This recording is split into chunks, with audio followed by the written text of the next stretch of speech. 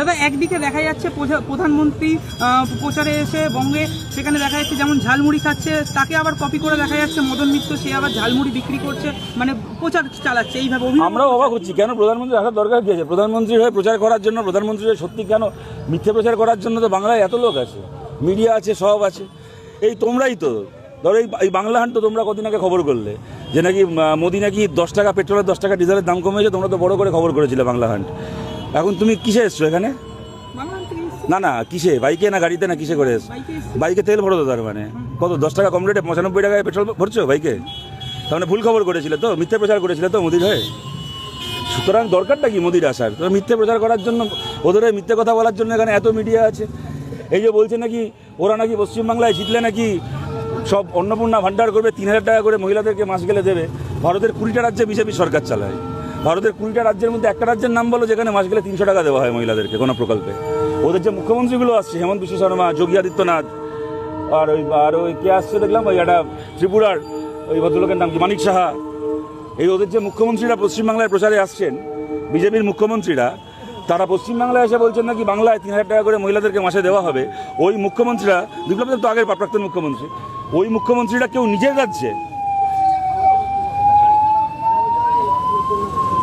বিজেপির এই মুখ্যমন্ত্রীরা যারা বাংলায় প্রচারে আসছে, এই হেমন্ত বিশ্ব শর্মা, এই মানিক সাহা, এই যোগী আদিত্যনাথ, কেউ নিজের রাজ্যে দেয় মহিলাদেরকে মাস গেলে 300 টাকা করে কোনো স্কিম? সুতরাং এই সমস্ত ফালতু কথা বলার জন্য, মিথ্যে কথা বলার জন্য দেশের প্রধানমন্ত্রী আসছেন।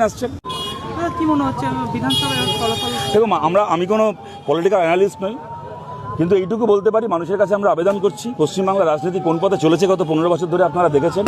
তৃণমূল কংগ্রেস গরু চুরি, চাকরি চুরি থেকে শুরু করে পঞ্চায়েত, পুরসভা বিনা ভোটে দখল করা, ওই মডেলও দেখেছেন।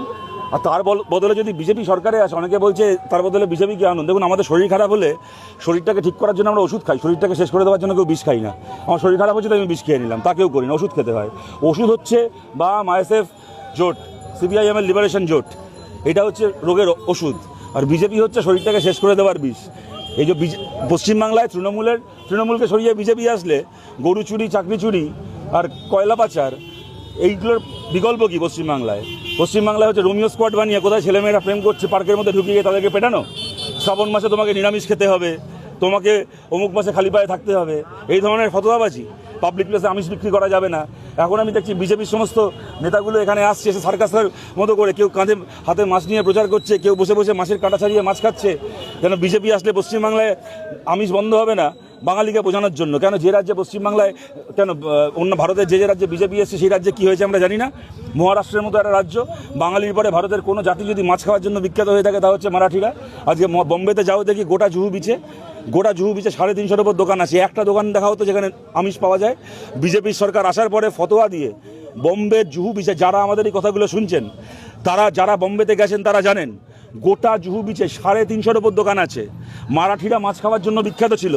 তখনও ভোটের আগে এই প্রচারটা হয়েছিল যে না না, বিজেপি আসলে কি হবে, বাঙালিরা তো মাছ খাবেই, কোনো অসুবিধার কিছু নেই, মারাঠিরা তো মাছ খাবে, অসুবিধার কিছু নেই। ওই গোটা জুহু বিচে 350 দোকানে মাছ বিক্রি বন্ধ হয়ে গেছে। মাছ, মাংস, কোনো ডিম, কোনো ননভেজ বিক্রি হয় না ওখানে। ওই যে সিআর পার্কে কদিন আগে আমরা খবর দেখিনি, দিল্লি চিত্তরঞ্জন পার্ক বাঙালি পাড়া, সেখানে মাছ বিক্রি হচ্ছে। সেখানে গিয়ে বিজেপির ওখানকার দিল্লির নেতা গিয়ে ঝামেলা করছে যে পাশে কালী মন্দির আছে, এখানে মাছ বিক্রি করা যাবে না। এই গরু ছাগলগুলো জানে কৌশিকী অমাবস্যার পুজো হয় কালী ঠাকুরের ওখানে মাছ উৎসর্গ করে। বাঙালিরা লক্ষ্মী পুজো করে, যারা পূর্ববঙ্গের মানুষ তারা লক্ষ্মী পুজো করে, লক্ষ্মী পুজোয় ইলিশ মাছ দেওয়া হয়, লক্ষ্মী পুজো উৎসর্গ করা হয়, পাঠা বলি হয় বাঙালির কালী পুজোয়। ওরা বললো এখানে ঠাকুরের মন্দির আছে, এখানে মাছ বিক্রি করা যাবে না। সিআর পার্কে মাছের দোকানে হামলা করেনি বিজেপির লোকেরা? ভারতবর্ষে এটা হয় না কেন? কদিন আগে আমরা দেখলাম না আসানসোলে হলো না, যেখানে বিজেপির একটু বারবারন্ত আছে, জিতেন্দ্র তিওয়ারির মতো কতগুলো অন্য রাজ্য থেকে আসা পশ্চিমবাংলায় নেতা হয়ে যাওয়া কিছু লোকজন আছে। আসানসোলে কদিন আগে হলো না, বিজেপির লোক ঘুরে ঘুরে ফতোয়া দিয়ে বেড়াচ্ছে যে এখন শ্রাবণ মাস চলছে, মাছ মাংস বিক্রি করা যাবে না। আমরা দেখিনি এই জিনিস। সুতরাং আপনাদের কাছে বলছি যে তৃণমূল কংগ্রেসের বিকল্প কখনো বিজেপির এই অ্যান্টি রোমিও স্কোয়াড, বিজেপির ওই শ্রাবণ মাসে নিরামিষ খেতে হবে, এই বাহিনী হতে পারে না।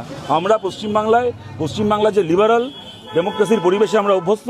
পশ্চিমবাংলা চিরকাল, পশ্চিমবাংলা এটা ব্যাপারটা সিপিএমের জন্য না, বামপন্থীদের জন্য নয়, পশ্চিমবাংলায় বেঙ্গল রেনেসার সময় থেকে, 20 শতকের শুরুর দিক থেকে, রামমোহন বিদ্যাসাগরের সময় থেকে পশ্চিমবাংলায় যারা খোলামেলা পরিবেশ আছে, মানুষে মেলামেশা করা, অবাধে মেলামেশা করা, নারী পুরুষের সমানাধিকার, উঁচু জাত নিচু জাতের ভেদাভেদ হবে না, সব ধর্মের মানুষ একসঙ্গে উৎসব আনন্দ করবে। বাংলার এই যে লিবারাল ডেমোক্রেসির পরিবেশ, বাংলার এই যেটা সহজিয়া সংস্কৃতি, এই সহজিয়া সংস্কৃতিকে রক্ষা করতে হবে উত্তর ভারতের ওই হিন্দুত্ববাদের ওই আগ্রাসনের হাত থেকে।